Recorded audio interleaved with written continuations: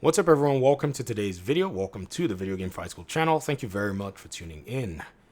Can you build a PC that's going to give the console a run for its money for under the proverbial $1,200 price point that for some reason is a misconception a lot of people cite? The answer is simply yes. But there is a question that was actually posed to me here. One of my audience members, so Devil Shooter 126 M8, shout out to you, and you said, can you make a video on good/trusted PC websites? I'm guessing that this question is trusted sites where you can buy PC components or trusted sites that can give you information about PC components. And so what we're going to do today is we're going to run a lot of these numbers together. We're going to look at some sites that are out here, and we're going to look at how PC components you can acquire them and how you can look at metrics, look at the games that you want to play on these PCs, and how you can go about putting together your parts list, buying them. And at the same time, we're also going to compare the cost that a lot of people have cited in the past. So the very numbers that I usually start with this conversation are the numbers that it's cost me to run my PlayStation 5. At this point, I'm $910 in with no end in sight. And this PC build that I'm going to be showing God of War 2018 on is a $650 computer. It uses a Ryzen 5 5500, which is actually a CPU that you can get from sites like B&H, you can get from Amazon or Newegg. So those are your options that you have, Devil Shooter. I'm making sure that I point these things out. It's using a 3060, this specific one. I just went ahead and bought it the other day just for this particular video. And at the same time, because you're able to leverage all of this and get 16 gigs of VRAM, you can get a power supply, all of the above is in a video that I've actually detailed and documented, and you're able to go ahead and put all of this together for $650. Another thing too is a console is being sold to you at a loss so that you can get in the ecosystem and also be able to go ahead and spend more money over time so that these companies can make their money. So these are some things that you have to pay attention to, because whenever I make videos like these, I'll see a comment that says, somebody said this in one of my videos that I have scheduled to go live. Lil Crow, you said, no one is arguing that a console is stronger than PC. There are people that are arguing. I'll show you here in a bit. We get it. You spend $1,200 plus on a gaming PC. It should be better than a $500 console. Number one, it's not a $500 console. It's being sold to you at a loss. And when you run that console, that number goes up to at least $900 on a minimum to at least $1,100 to $1,200. Now, as for the people that are arguing, there are always people that would argue. Jiggery Pokery is somebody who's basically back and forth giving me what I think are good counterpoints. And so there are also a lot of other people who actually used to argue about this, but over time, they're starting to ask questions. When you're convincing people, it takes a while. I'm not saying that you playing on console is a bad thing. I'm just making these videos to answer these questions for the folk out here. That's all I'm trying to do. I don't think it's out of line to basically go ahead and do something like that. So bear with me if, this is not something that concerns you. It does concern some other folk that are here on the channel. Now let's look at God of War 2018. Let's go ahead and do some metrics. Let's see how that runs at 1080p, $650.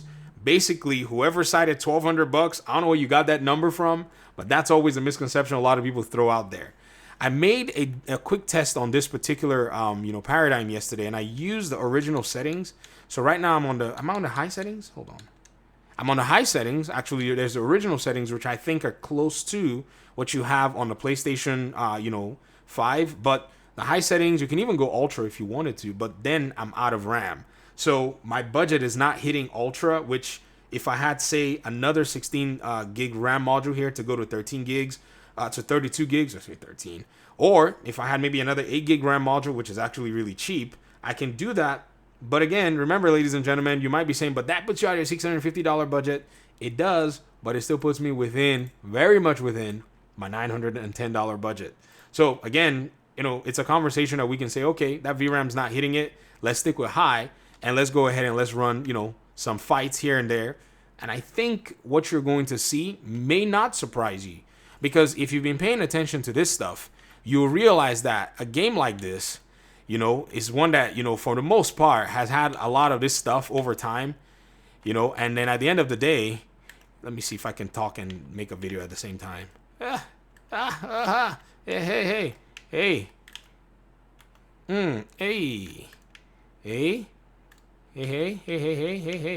I'm locked into this character. And we're doing some really good performance here, guys. I mean, I don't know what else you can say in terms of all of this stuff. But at the end of the day, man, I just did a perfect dodge with that. Whew, while talking. You guys don't understand. I cannot talk and do anything. But look at me here being all Kratos-y. Get lost. It's one of my favorite games, by the way. Sometimes I come to Muspelheim just to, get a little bit of like therapy. It's one of the most therapeutic places you can come to. And just basically beat on NPCs. Bam. Boom. Bam. Get him. Get him, Atreus. I like this Atreus a little bit more than I do the one from Ragnarok. But the one from Ragnarok, my gosh, that guy is insufferable, bro. Let me change weapons to my...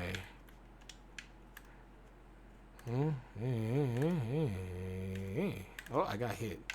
Dodge. I was going to dodge. I was already locked into the animation. Animation cancel in this game is not really my favorite. But I think this speaks for itself, ladies and gentlemen. I think this actually does tell you that you can get the job done. Now, what is the other benefit? Like, what other scope is there? Like, why even bother with a gaming PC? Well, the truth is, at the end of the day, it's all your choice. There's no, at the end of the day, yes, the PC is better. It's not a question, even though, I'll have people in the comment section detract or, try to maybe put counterpoints. But there's like a broader use that you can have with a gaming PC that a lot of folk don't necessarily talk about. And it's this broad use case that really does make things very interesting. There's also the side of convenience, mobility. This is a PC build that I put in this build is actually in a big case. If you watch my video where I actually suggest this, there's actually a smaller case that I recommend for like $50 that goes into that budget as well, that you can actually put in your living room. It can actually fit in your, space where your console goes. If you want to buy a case that is that size, that is much more exquisite or, pretty or looks a lot more, nicer, you're going to spend a lot more money on those cases. So there's no need to do that. But if you wanted to, you have the budget to be able to go ahead and do that. You also, and this is something that I didn't mention earlier, you can also go ahead and pretty much obliterate everything that the console can even propose in terms of performance ever. You can go ahead and get yourself a 6800, which is also a GPU that within your budget limit of about 900 will have. If I had actually invested this money in a PC, I'd have a device that can actually beat the PS5 forever. It'll beat the PS5 Pro and even beat the PS6 for the most part, maybe even compete with it. I don't know what they're going to put in a PS6, but if they put this kind of hardware in a PS6, they're going to be asking you for so much money, or they're going to be taking so much of a loss that it doesn't even, in my opinion, make sense from a production standpoint. But the 6800 is a 1440 card. It's just a little lower than the 6800 XT, which I have, and so I didn't bother buying a less 1440 card. At the time I got the 6800 XT, I was going for 1440 gaming at the point, and also looking at some game development stuff that I was doing at the time. And you can get a GPU that actually gets the job done for just an extra $90. It's not even out of the question where people say 1200. I'm wondering, where are you getting 1200 from? This is a misconception that continues to fly around the internet, and I can't seem to wrap my mind around just letting that number fly. I really want to help those who are looking towards making this move, because at the end of the day, when they make this move, because there are people that are asking these questions, when they make these moves, they have the information to guide them. I'm not saying that it might be the best move for you. I'm just saying that it's a move that does have the data and the evidence surrounding it. If you even want to say maybe you want to future-proof a little bit in the $900 budget, you say, okay, you know what? What about other things like frame generation? I know AMD doesn't have that technology. You can buy yourself a 4060 without any problems. A 4060 is going to be able to give you the newer, technologies, and it's the same price as the 3060.